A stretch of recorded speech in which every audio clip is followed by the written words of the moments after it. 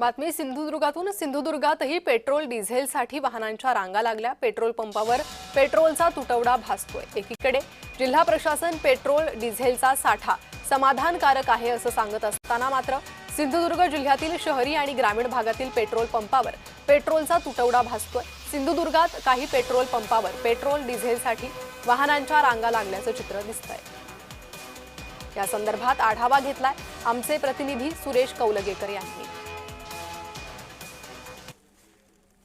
युद्धजन्य स्थितीचा जो परिणाम आहे तो सिंधुदुर्ग जिल्ह्यात झालेला पाहायला मिळतो। सध्या सिंधुदुर्ग जिल्ह्यात काही पेट्रोल पंप आहेत त्यांच्यावर सध्या पेट्रोल साठा हा संपलेला आहे, तर काही ठिकाणी साठा उपलब्ध आहे। मात्र अशा पद्धतीने मोठ्या प्रमाणात जी वाहन चालकांची जी गर्दी आहे ती पाहायला मिळते। इथे बघितलं तर दुचाकी चारचाकी गाड्या आणि इतर गाड्यांचीही मोठ्या प्रमाणात आलेल्या आहेत। आणि इथे बघितलं तर सध्या जिल्हाधिकारी यांनी एक आदेश काढलाय की पेट्रोल डिझेल हे बॉटल किंवा कॅन म्हणून देता येणार नाही, असा जो आदेश आहे तो काढलेला आहे। एकीकडे पाहिलं तर काही पेट्रोल पंप आहेत तिथे लिमिटेड जो पेट्रोल हे दिले जातं, त्यामध्ये बघितलं तर 200 ते 500 रुपयातच पेट्रोल दिलं जातं। मात्र काही ठिकाणी पाहिजे तसं पेट्रोल हे वाहनांमध्ये भरलं जात आहे।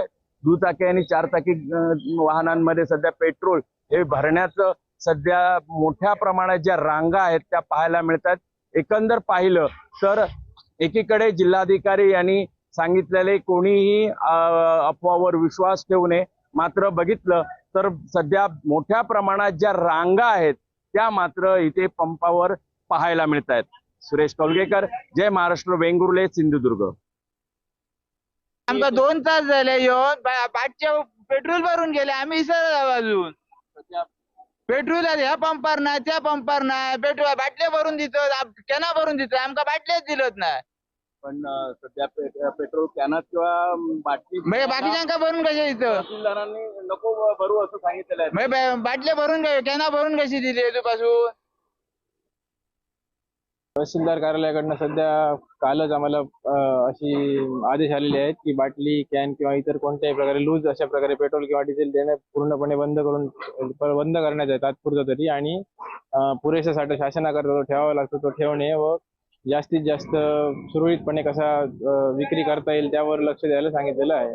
ग्राहकांना कोणती म्हणजे अडचण होता कामा नये